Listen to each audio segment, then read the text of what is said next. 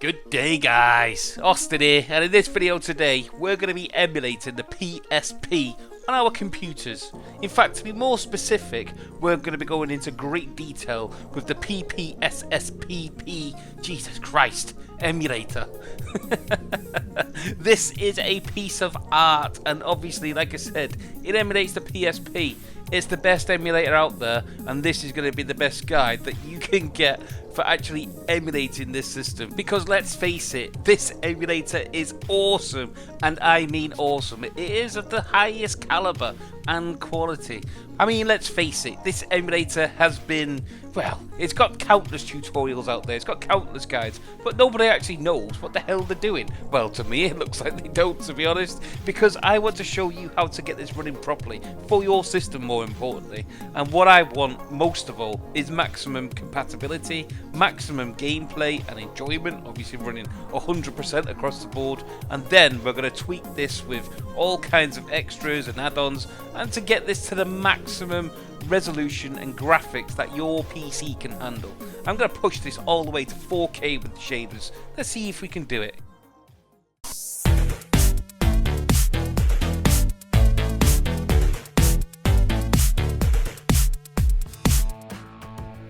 Okay then, so like I said, we're looking at the PPSSPP today, which is a mouthful in its own, but when you even split that up, it's the PlayStation Portable, simulator suitable for playing portably. Now, you guys know my stance on people calling the emulators stupid names, especially ones that I cannot pronounce, but hey, these guys have been around for some time, and this emulator is 100% quality, so you can call it anything you want. I mean, this was originally developed in 2012, and by God has it come on in such a short period of time compared to other emulators. I mean, this is, it's the next level. It really is. It's top-notch quality, and to be honest, you should be paying for this because it is of that high standard. And I think if you go on the Android version and play it that way, then you can buy a purchased version. But hey, we're doing it on Windows today because that's the way I play my games. I like full-fat emulators, and today we're going to get these full-fat gameplay on the go. So without further ado, and without any more bloody waffling like I normally do, let's actually get stuck in and get this set up.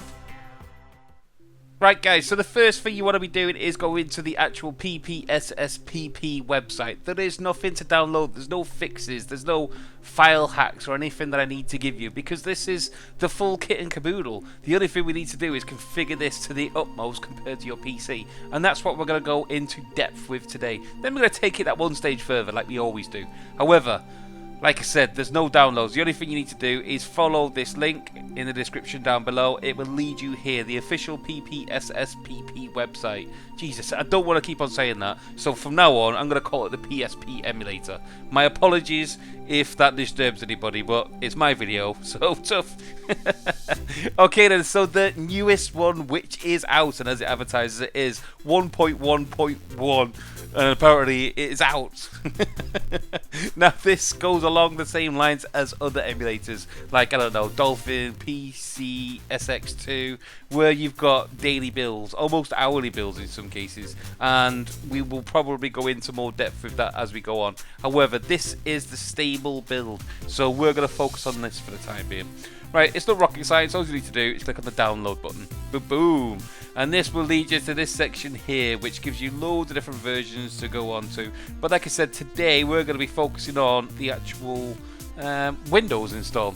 So it's not rocket science again.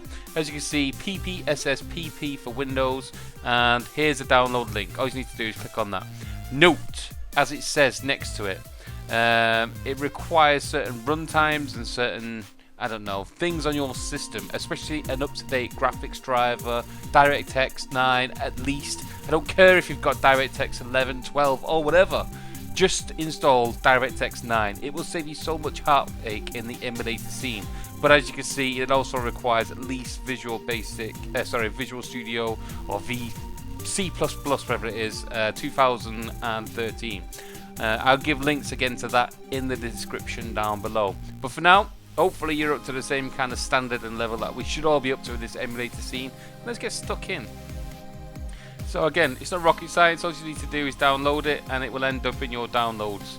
For me, I've already downloaded it, even though I've just done it twice now. Jesus. So what I can do is click on it. It will come in in fact, what format is this? What format is this? Properties. It's a zip. So I would use WinZip or WinRAR to extract, disseminate, or whatever it is that you call for getting the files from within here. It's a compressed file basically. So all you need to do is put it to whatever location you're going to be running from. Now, like I always do, I like to keep this up to date with the kind of settings that up to where it's at. So even though it's given me the name of it, I want to rename this just to keep it all into context with all the rest of my emulators. So I'm going to recall this, or rename this, should I say, 1.1.1, because that's my standard version, a stable version. Right now we can get rid of that, which is easy. And here we go. This is what is inside. There's not much to look at, to be honest. There's nothing to see here. It's just the basic emulator files as you would always see. Now within here you will find the Windows 32 option and the Windows 64. I'm on a 64-bit operating system, so I'm going to use Windows 64. Hopefully you should also be in the year 2016 and also have a 64-bit based operating system. So I'm going to click on this, and this will bring you to the exceptional front end, or the GUI, which is the PSSPP, or the PSP emulator. Jesus Christ, I'm going to get tongue-tied with that. As you can see, it tells me the version 1.1.1, and there's all kinds of stuff going on here. It's a lot more advanced than the normal GUI. However, we're going to focus on the games for the time second, because that's the first thing we're going to be adding. So, in my computer, let me find wherever I've got my games. This PC. Gaming drive, ROMs, Sony PSP, and there we go. As you can see, these are all the games for the PSP. However, I use a front end, which means that I can compress all my files. And if you were to download one of your backups for one of the games that you already own, then you would also more than likely download a compressed version of that game. So what you need to do is actually utilize the game or the image from within that compressed file. So the kind of images that you want to be looking at is, if we were to click on one of these, a CSO or an ISO file. That's the most common ones. I believe it says, or it runs some other formats, but those are the most common ones. The emulator itself cannot run from a compressed file at this moment in time. There are some workarounds that you can do to get other ones, or to try and fool it into actually launching compressed, but we're going to focus on the actual simplicity of just getting these games to work. So although I use a front end to use my compressed ones, we can't do that. So these are more or less useless to me at this moment unless I extract them all. So luckily, for the aid of this tutorial, I have made, oh Jesus Christ, it's hard work. I've already uncompressed some, and these are going to be my test subjects for today's guide. So I've got a bountiful selection here of games, and as you can see, they're mostly in ISO or COS form. Yeah, basically they're all images of a UMD or a PSP game, and they come in various sizes depending on the game itself. So let's actually get stuck in and utilize some of these games. First thing we're going to do then is add our games to it. So what you want to do is click on Browse, go to wherever your game location is. I'd keep them all in the same folder depending on what format you've got. And as you can see here, I've got PSP test games, which should be the ones on my desktop. And the great thing about this emulator is that it will actually give you a artist representation or a little icon for each game that you've got. I think you can actually can you zoom in or anything? I'm sure you can zoom in for this. Yeah, there's different looks that you can have, but I think you get the gist anyway, guys. The good thing about the update to this emulator is that you can actually configure this on a per game basis, which is absolutely exceptional, because that's the kind of thing that you want when you're going into this, to get the most from your emulator, because what looks exceptional on one game can look like dog turd on a different game. So we're going to go first of all to get the overall settings to the maximum to get these games working. Right, so the first thing we need to do then is go into our settings tab here. Now, as you can see, this looks quite daunting and there's quite a lot of options to be playing around with. But to be honest, as default, it will set these up in the most, I would say, compatible way of launching a game. So if you was to just use the default settings that you see in front of you now, you would probably get 99% of all the games working. However, you wouldn't be getting the best from it, let's put it that way, in terms of actually speed, in terms of actually visualizations, and getting them to work the way you want to. So that's what we're going to focus on today. Right, first off then, we're going to actually get these games just working for those of you who've got, you know, slightly lower end systems, and so we know we've got a baseline of what we can go up from, because as you know, I always start from low and then we pump this up as high as we can get it to get the maximum for your system. But there's no point in diving straight in the deep end, because some of you may not be able to swim in a hypothetical term. But yeah, let's actually get stuck in and get these working then. Right, first things first, back end. I think you've got the option of OpenGL and DirectX 3D9. Yeah, what you want to be working on is OpenGL. It's the most compatible. I think DirectX 3D9 is quite new to this. There are some other options that open up once you enable 3D9, and in most cases I would always pick 3D9 as the default backend. However, for this emulator, OpenGL gives me the most performance and it's the most stable throughout all my games. So I'm going to be keeping with that. Okay, next thing you want to be looking at is mode. Buffered rendering. Yes, keep it as buffered rendering. Don't mess around with anything around here. To be honest, like I said, the only times you want to be messing around with actual settings in here is if the game is, well, if it's not working properly. If you get a lot of artifacts, a lot of glitches on the screen, that's when you want to start messing around with the settings in here. But for 99% of the games, buffered rendering is the way to go. Okay, the next one then, simulator block transfer effects. Yes, this goes hand in hand with buffer rendering. Basically, like I said, if you have to use one of the other ones, this is like another version of buffer rendering. So in other words, we don't really need this now, so we can untick this. It's unneeded at this moment in time. If the game works, keep it off. It's the way to go. Okay then, frame skipping. You do not want to enable that at all. It's horrible. Keep away from it. It's like Satan. This is for if you've got a very low-end PC. You've got to take into consideration here the limitations of this emulator. Although the visuals, when we start pumping these up in a short while, are absolutely breathtaking for the actual games and how old the system is, it doesn't actually draw that much on your PC. You can have a very low-end PC. This is where your dad's laptop could be compatible with emulation. One of the few emulators that can do it, and it would still look very good at emulating it. Once we start pumping up in a short while and start, you know, pushing into the max, then you may get huge slowdowns. But frame skipping is last resort, guys. Do not enable that at all. And again, auto frame skipping, keep that off. You do want to keep this on. Basically, it stops your games going past 60 frames per second. It's putting your computer under undue stress. There's no need for it. All games will run perfectly up to 60 frames per second. You know, we're not playing Counter-Strike here. We're not going for headshots across, you know, maps. We don't need those frames for any specific reason. These games ran specifically at 60 frames per second maximum. So anything over there is just putting your CPU and GPU under undue stress for no reason at all. And when you do need those frames to make it smooth as butter, then your CPU would probably cake in itself in heat because you've just put it under undue stress for no reason. So please keep this at 60 and don't really mess around with it. Alternate speed. This is if you want to start messing around with your games, really. Yes, you can do alternate speeds where you can switch through, but to be honest, not really worth it. Not really worth it if you just want to get your games working to its intended gameplay. Okay then, post-processing shader. This is what we will be going into in a short while. It is awesome, the kind of shader effects that you can get from this, and it does add a lot to it. But for now, there's not really much we need to be messing around with to get the actual games working. Full screen, again, don't mess around with this for the time being because we're going through the configuration stage. Once you've got all your system configured properly, then we can start worrying about full screen, because then you don't need to come in and out of games to mess around with your settings and all that kind of good stuff. So for now, keep it as full screen. Keep it off full screen. Jesus, this is hard work, this. Okay, stretch to display.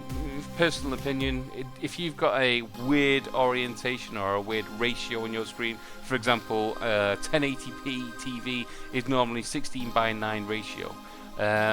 If you've got a weird one and you put stretch to display, for example, if you've got a 4:3, in other words, a squared looking monitor or TV, and you put stretch to display, then you're going to make the games look kind of squished up and look a bit weird. So I would untick this no matter what screen you've got. It's always nicer for me to have black bars rather than squish the game to suit your TV. It just looks ugly.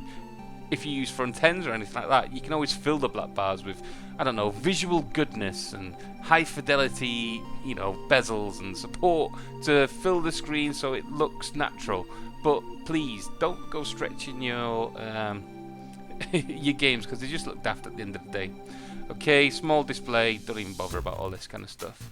Okay then, rendering resolution. For now, keep this at 1:1. Yes, we will be pumping this up and we will be going maximum on this more than likely. But for now, keep it 1:1 just to make sure the actual games are working. Display rotation, yeah, it explains itself. VSync. Unless you are getting crazy tearing across your screen, do not enable this. It is a system hog and it will slow your games right down to the maximum. Unless you've got a very high-end PC, it's not really worth it. And then, again, only if you're getting extreme tears on your game. You'll know if you're getting extreme tears, because when you're going up and down mostly, and looking up and down on your games, then you're getting huge tears in the actual graphics. I'm sure we all know about this, but no, do not enable. MIP mapping. This is... It's ticked, and it looks like it should be something that would help the actual graphics, but instead what it does is hamper the graphics. So for my actual emulation, I like to turn this off because I like to get the maximum from this. And to be honest, the impact that it makes on the MIP mapping, especially from the, I don't know, rendering from just normal resolutions and everything turned down, you're not going to make that much of an impact on there. So to get maximum graphics from even a small resolution, untick that one. Hardware transform. This is if you're using a GPU. Even those of you with internal GPUs, in other words, they're built into your actual CPU and you've not actually got a physical one on there, you can still get away with this. Basically what it's doing is it's sharing a lot of the, I don't know, rendering issues and a lot of the information that's going over. It's sharing it with your GPU to take a lot of the strain, and it can give huge speed up. So yes, this does nothing to the visuals. In fact, if anything, it actually speeds it up to give you crisper visuals and smoother frames per second, so keep that one enabled. Software skinning, this goes hand in hand with this, so yes, I'd keep it on there. It doesn't make any real difference visually to the actual graphics apart from slight speed up. Vertex cache, this goes hand in hand with a GPU kind of thing. Basically what it's doing is it's caching all the, especially the visual information and what's going on your machine. So instead of just taking the information as it needs it, it's kind of storing it there in a place where it can grab it at a moment's notice rather than drawing it up from the back end of your game. If that makes any sense. To be honest, keep it on, just keep it ticked. These ones then, only if you are having huge slowdowns do you want to be ticking these. Yes, they do speed ups, but I would rather have crisp visuals and work my way up than just enable these for no reason whatsoever. The big one as well is the spline and Bezier curves quality. I don't even know how you pronounce that. Basically, the edges of, I don't know, sprites and characters or features within the games, some of them have curved qualities to them.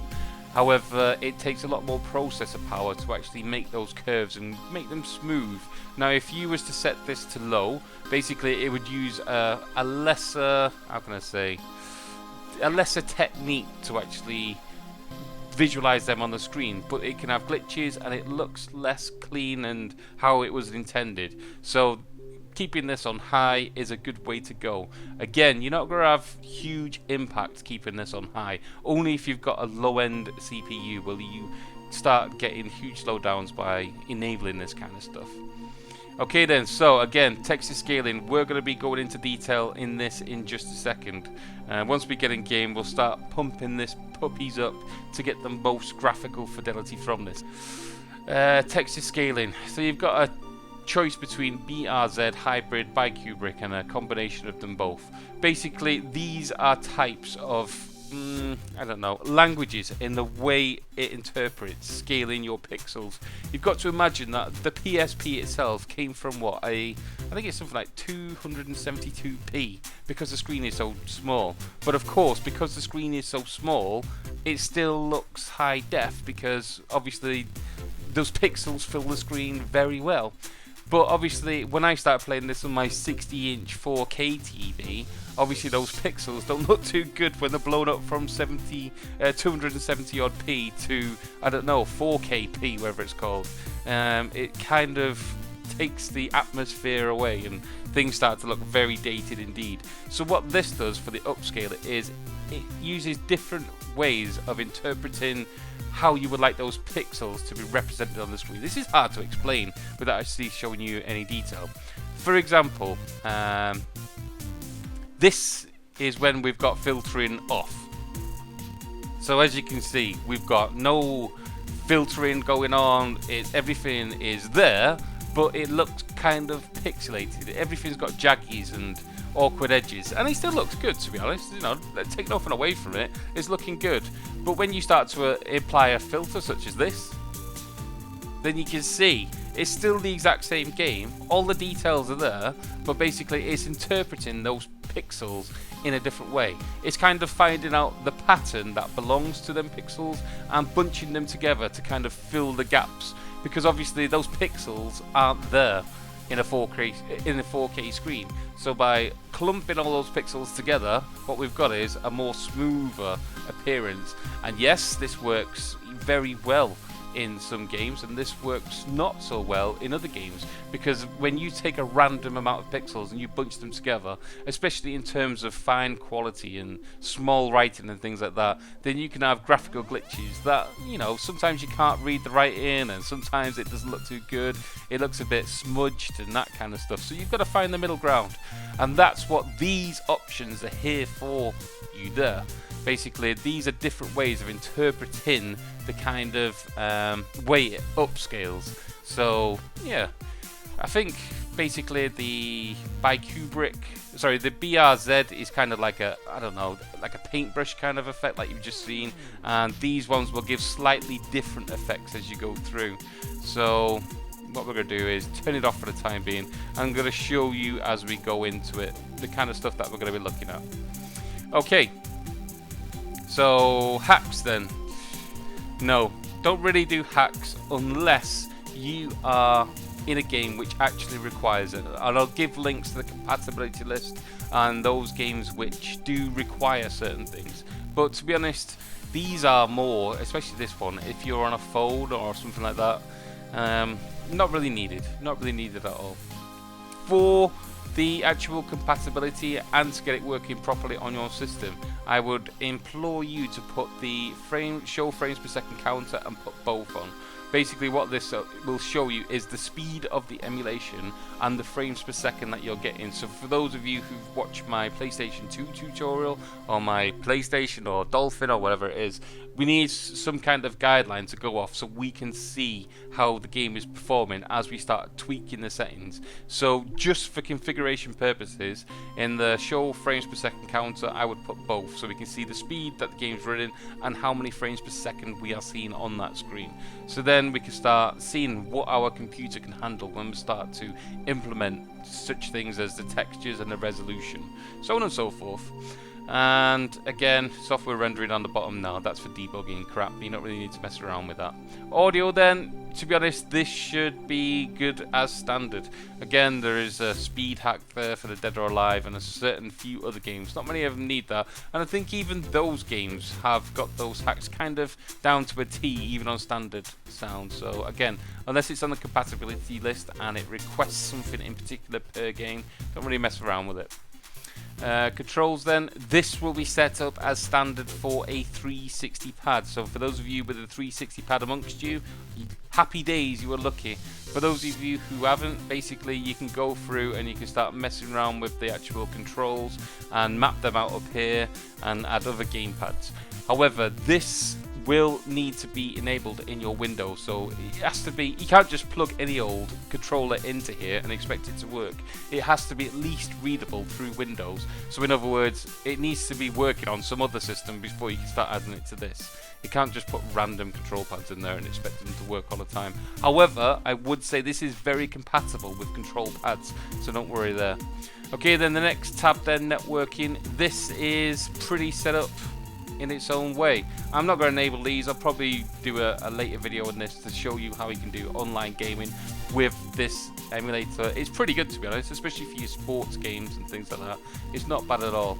But no, I'm not going to bother with this tutorial. It's too in-depth. And tools, yeah, you don't really need to bother anything like this. The only last one that you want to be bothering with is the system options. Okay, as you can see, there's certain options that are enabled in here. I would keep these mostly as default, even though it says unstable. These have actually been worked out quite a lot, unless anything's going too haywire-ish. Untick that one. Don't mess around with anything in here. Although multi-thread does sound like a good option, it's still very much experimental, and you will get great performance even if you've got a low-end CPU, so don't really bother too much with multi-threading. For those of you with fast CPUs, or even in some cases low-end CPUs, by ticking this you will end up with like a racing thing going on with your games. So in other words, they're being emulated at a much higher rate than normal. So in other words, your speed of the actual game just goes through the roof, and you can't control it, obviously. There's a lot of knock-on effects with going through the multi-threading. So as standard, I would say do not enable that one. The only one that I would say is to mess around with is this one down here. Cache full ISO in RAM, slow startup. Basically, what it's saying is it takes the image that you've got on your hard drive, obviously the slow mechanical hard drive, even SSD hard drives. What this will do is it will put this into your system RAM. Now, only tick this box if you've got 8 GB and over. That's kind of like the safe margin. By all means, do it if it's less, but I cannot guarantee that things will work as intended. But by ticking this cache full ISO in RAM button, what it'll do is it'll copy the whole ISO over to your system RAM, so it can access it in super speed. Now, in terms of actual emulating graphics and stuff like that, yes, you will probably or may see some speed up in textures. It will have a bit of an effect on load times. You usually see a load time of about 15 to 20 seconds extra when you first boot a game. But what it will mean is that as you are playing through the game, especially for your RPGs and those games that have load times in between scenes or opening doors and things like that, what it'll do is it'll cut down on those load times in between there. It's really good ticking the box if you've got RAM of 8 GB and over. Anything less than that, I can't guarantee you'll find anything. In fact, you'll probably hinder the system rather than help it. And that's about it really on this one. There is certain ones where you can hack it and you can actually put the CPU clock up. You can turn this up a little bit and get more speed out of your games. I've heard that this has the kind of same effect as putting more RAM into it. Loading from the RAM. This will improve loading times and make the games a bit more snappier. However, you'll probably find that they also have the same effects as the multi-threading, ticking the box here, and you may get games going out of control. But again, you know, play to your heart's content. I've never felt the need to actually do that. The rest of it then, that's all pretty much tickety-boo. The only thing I would say is, just in preparation for when we do go online, give your system a name. Why not? Make it personal for you. Yeah, the rest of it, there's not much messing around with. It should all be set up in kind of a generic way where you don't really need to mess around too much. And that is everything now at the kind of level where we can generically launch a game. So just to test the game, let's dive into something quick. What can we dive into?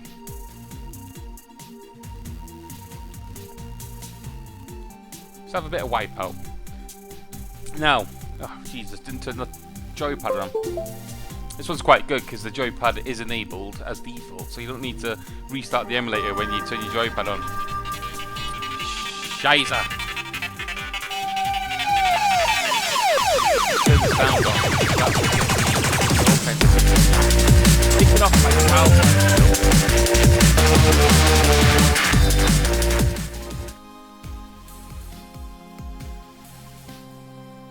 Okay. Back to the actual setup guide. How unprofessional of me. Okay then, so this is Wipeout. Wipeout, which version of this? Wipeout Pulse. I think you've got Pulse and Pure on this, and they're both very good games to emulate. But as you can see, we've got the game working. It's working at 99%, 30 frames per second, no problem. In the actual menus, as always, you don't really need to be messing around with you don't really want to be worrying with the frames per second, because you're always going to have, you know, crazy frames per second. It's just a menu. Nobody cares. It's when you're actually in game when the performance matters. So don't bother with any false positives and negatives at this point. What I want to do then is just open a game, just to make sure that this emulator is now stable. As you can see, even at the stable, you know, and lowest resolution and everything, all the settings more or less set as default, it is very good in terms of graphics. It really does upscale very well. So yeah, let's actually get stuck in and give this one a game. Again, it's crystal clear. It really is. And there we go. There is the game actually running. Let's make sure we've got steady frames per second. I'm not too good at these games actually. So yeah, I'm getting 100%, 60 frames per second. I don't really mind it, you know, going at a little above, a little below. We want to be looking at 58 frames per second minimum, and we want to be looking at around, I don't know, 97% minimum. But as you can see, this is more or less crystal clear, smooth as butter, and it's as I would expect at this stage. To be honest, we're not pushing this emulator or my system to the maximum. So yeah, that is the game working. Now let's take it that one stage further, like we always do. Okay, so we got our games working. Now what we want to do is take this to the limit, because that's what we do. I'm not just happy with getting games working. What I want to do is get the most out of the games. Now this is the PSP, as we all know. It's a handheld console.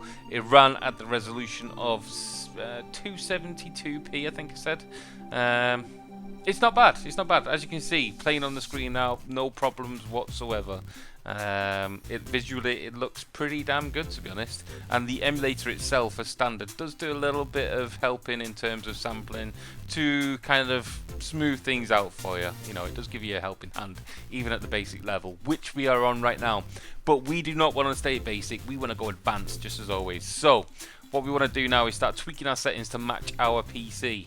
Luckily, this emulator is configured very well, and we can get some very high settings even on a low-end PC.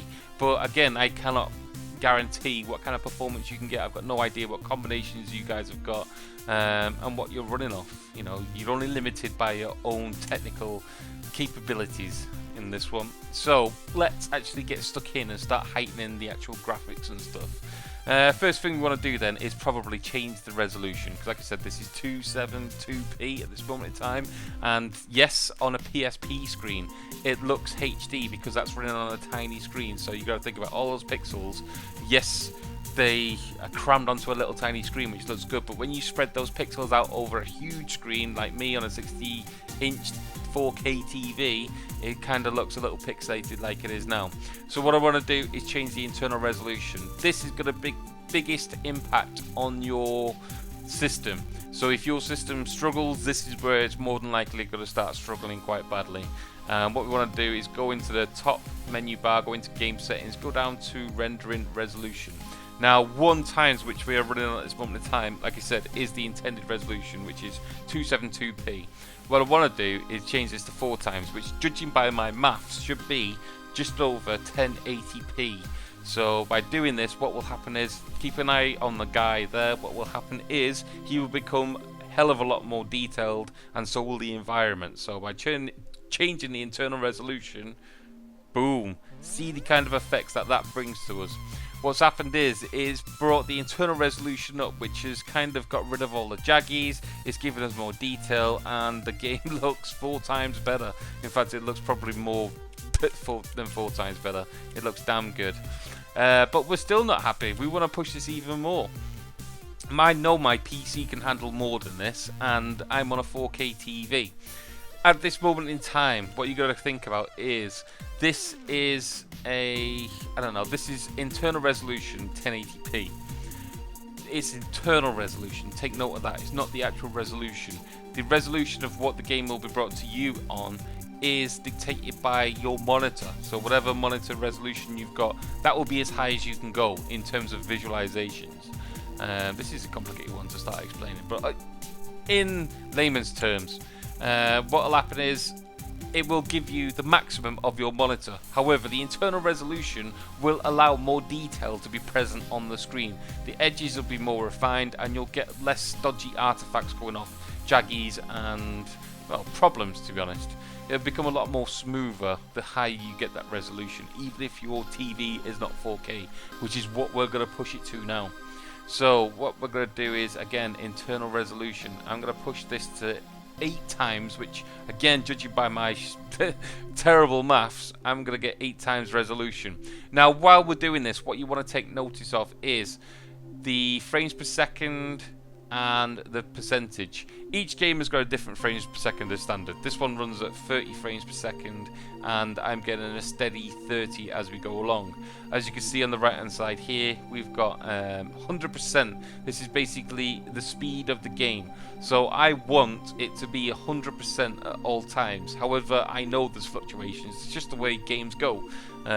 Even in the actual game itself, there would be fluctuations in the way it would be rendered onto the screen. So anywhere between, I don't know, 98 to 101, I'm happy with. Again, with the frames per second, you know, a couple of frames either way is good. If you start seeing huge spikes, huge lags, or if you're really getting some terrible slowdown, obviously you want to be knocking this back until you become stable, and that's the most important bit. What I want to say is you want to get this stable. Don't push it any further than your computer can handle, because trust me, you won't get the full gaming experience. I would rather turn it down a little bit and get a full-on gaming experience rather than turn it up a bit and having a hampered gaming experience.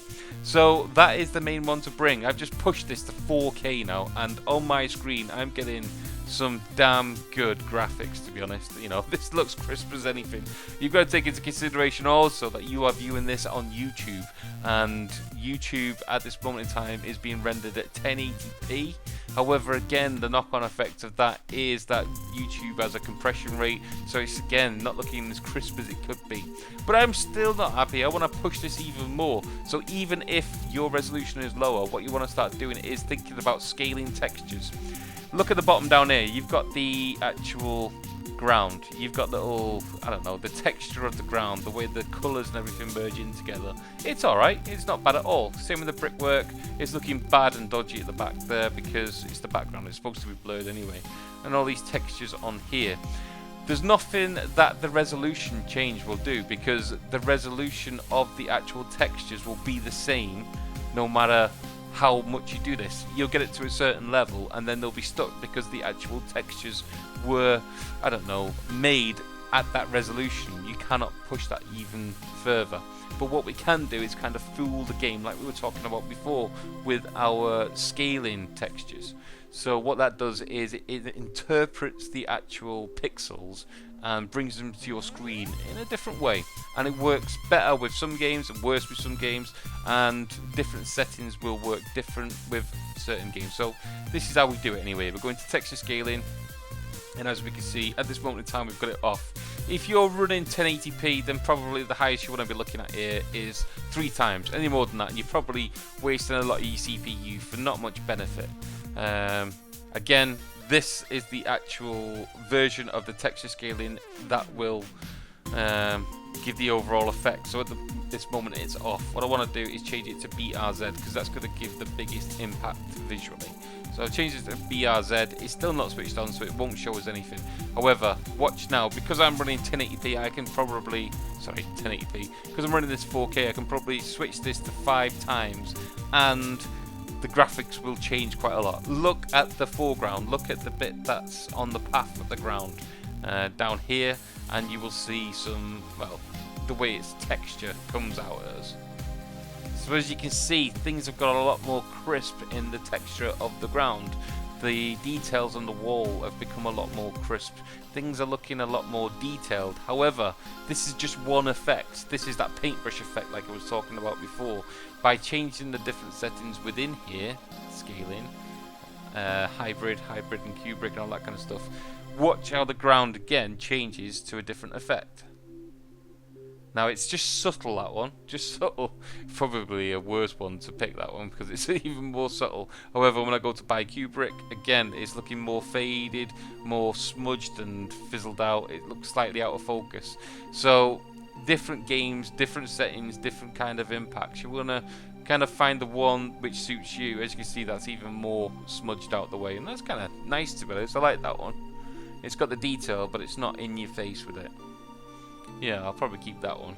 So at this moment in time, I'm running 4K and I've got the texture scaling going up to maximum.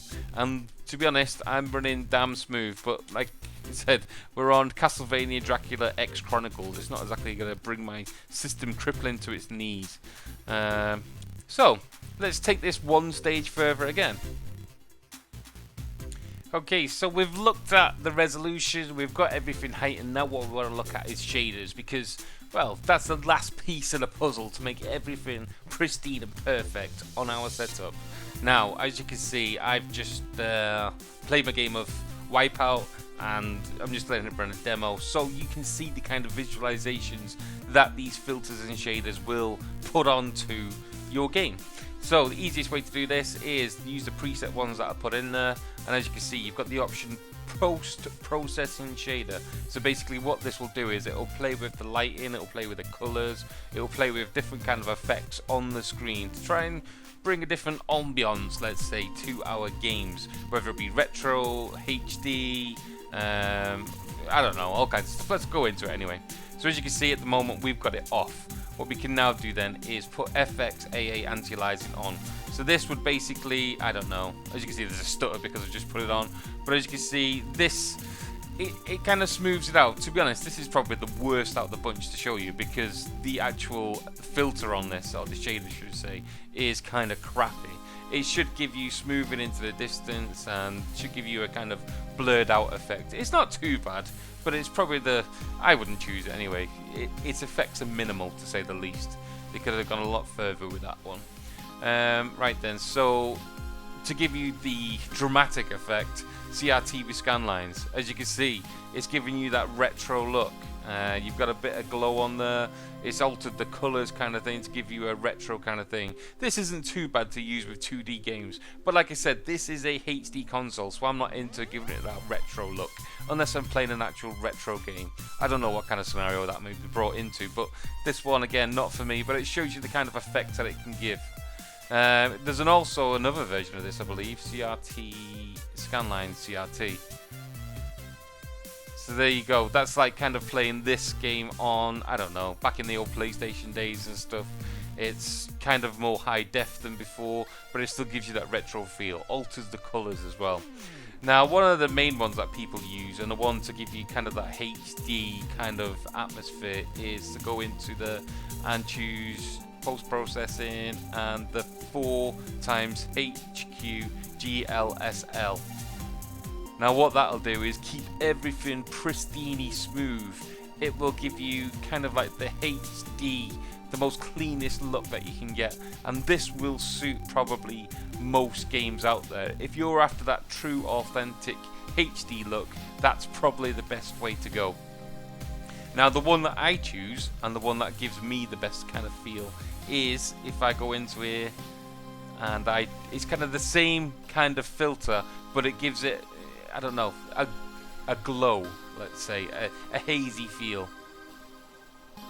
This is the one that I like to choose. It kind of softens everything. It gives it that softer glow. Ignore the stuttering and all that kind of stuff. It's because I'm changing filters in game. But as you can see, it gives you that HD feel, but it kind of, I don't know, it brings it into that dreamlike world. I don't know what to describe it as, but it's the one that I choose, especially for these kind of games, the futuristic ones, because it gives me that, I don't know, it softens the edges but still keeps everything HD. Let's put it that way. So yeah, to your heart's content, play around with the shaders. They are there. You can also, I believe, import more shaders. I'll probably look into doing that and bringing it in there. There's more shaders there for you to look at and to play around with to your heart's content. Again, each game is, well, it's its own game, you know. It likes its own settings, it likes its own setup, and the great thing about this emulator is that you can play it to its own advantages. You know, you can have a per game config, and that's outstanding. That's one of the groundbreaking things that they brought into the new update with this emulator. So hats off to them. That's it, guys. That is mission complete. We have configured the PSP, or the PPSSPP emulator to the maximum. There's not much else you can do with this until we start going more extreme. Now look forward into the future, because I probably will show you how to play this online, and also we'll probably bring in more features and more filters especially into this, because, well, I think we spent enough time as it is, and you guys will be more than happy with what you've got right now. The reason why I've been doing all these emulators is because I'm obviously going to be bringing them into the front ends. So yes, I am still doing Hyperspin stuff. Yes, I'm still doing Retro FE. Yes, I'm still doing the Megacade and all that kind of stuff. The problem is that there's been certain limitations with the actual software catching up, let's say. So look forward in the future. We've now got a great base to go on for the modern day consoles, and that's what I wanted. Now it's just a case of bringing the art and how to install them to your front ends. So yeah, look forward in the future for that one. Thank you for joining me, guys. Thank you so much for giving me the likes. Please, they really do help me. Tick the box, tick the thumbs up if you like this video. Subscribe if you haven't already. Do all the things that people normally do on YouTube. I don't know off the top of my head. But most of all, guys, thank you for joining me. And most of all, you have a good day. Laters.